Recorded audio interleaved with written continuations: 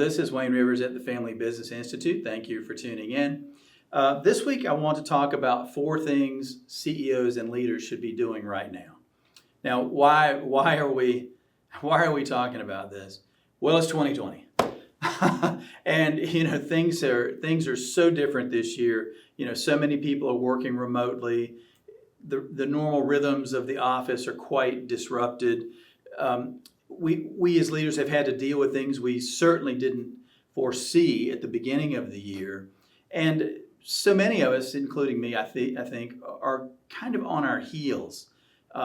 We've had to deal with so much change and so much the pace of the change, and we've gotten out of our natural rhythm. So this week I want to talk about 4 things CEOs should be doing.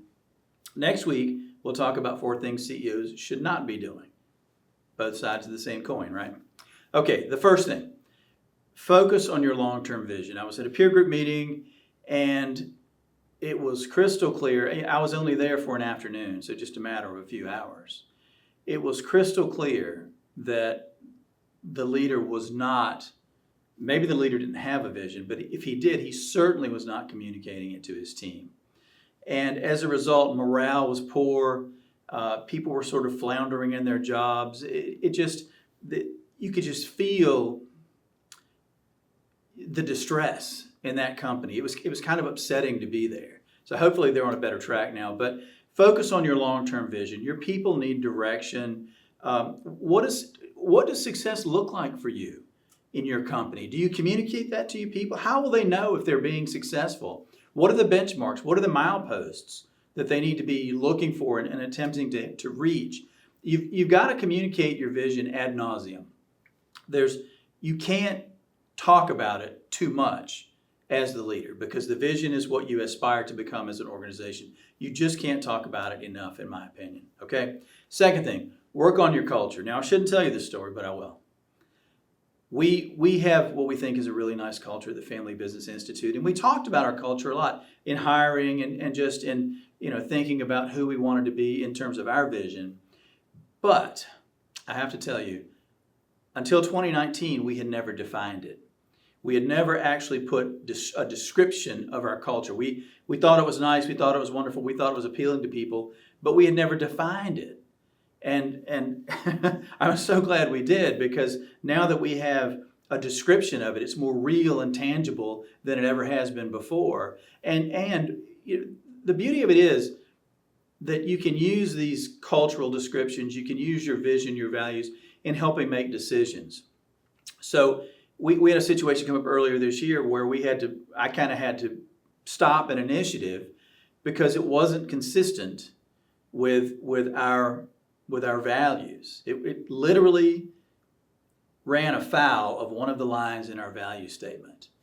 And it was a difficult decision, but we did it, and I feel good about it because it was the right thing to do. And we actually took this intangible, amorphous thing called vision and values, and we brought it down into reality, and we used it to help us make a difficult decision that turned out to be the right decision.